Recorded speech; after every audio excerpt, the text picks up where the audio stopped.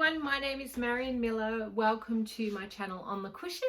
I haven't shared a video for quite some time, so I thought it's about time I actually recorded something for you all, and I thought a great video to share with you today is on mindfulness attitudes, because it's one of the top blogs that I've written on my website that gets the most views. It's got well over 1,000 now, and my analytics has said, people are really interested in learning about the mindfulness attitudes. So they really kind of underpin the practice too.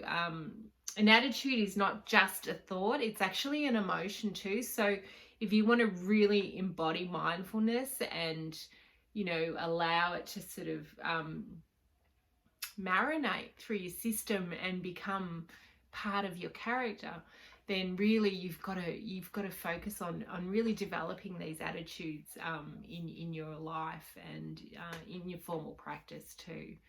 So I'll just run through some of them. I've got it up here on my laptop. I might just bring it down here where I can access it.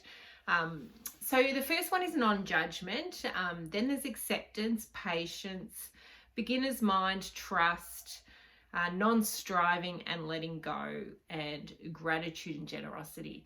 And all of these different attitudes kind of, they're almost like a tapestry, and they're woven into each other.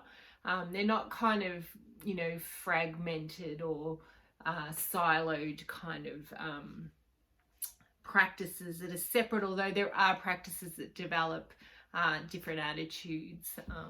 But what you find is that when you really delve into the practices and really do a lot of meditation, is that provided you can get out of your own way with it, you find that these attitudes also arise and emerge within yourself organically as well, so that it sort of becomes effortless, which is a really lovely thing to experience when you start to become aware of this natural unfolding, this sort of more pure nature or more essential nature.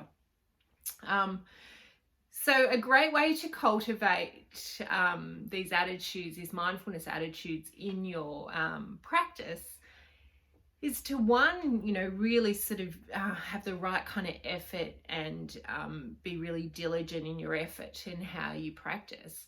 And also to not only as you focus on different things in your practice, also be really open and curious about who is doing the practice, like what attitude is doing the practice, and what attitude is looking and observing and witnessing the practice, doing the focusing, doing the awareness. And when you can do that as well, then you begin to see, I guess, the whole construct of your own personality. You start to see that and the different aspects that make that up. And these attitudes can help you develop these qualities in your personality as well. And that can really then sort of start to tease, your emotions and your thoughts and experiences in the body, tease them apart, and at the same time integrate every aspect of it more, because you can become more discerning and more able to pause and reflect and choose a response based on these mindfulness attitudes.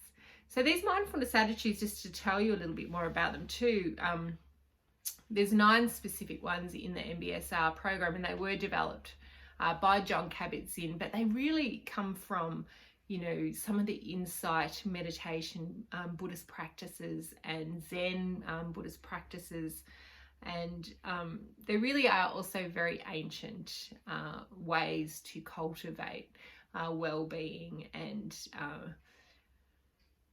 good living, mindful community, and also just really like a non-violent, non-harmful life for yourself and for others. So they're not really, a new thing. They've been around for a very long time. they've gone the distance. And there's really hasn't been a lot of change in the MBSR program since it was first developed, although everyone's kind of made their own versions of it in different areas and different industries and whatnot. But the practices are really pure and really really sophisticated, and at the same time simple guidelines for developing mindfulness. And yeah, I really encourage you to check out the link in my bio, and you'll see them all broken up down into the 9 different ones, and a little bit of instruction on them. And if you want to know more, get in touch with me via my website, and send me an email or contact me. I do a lot of one-on-one coaching, and can do that online if you don't live in Melbourne.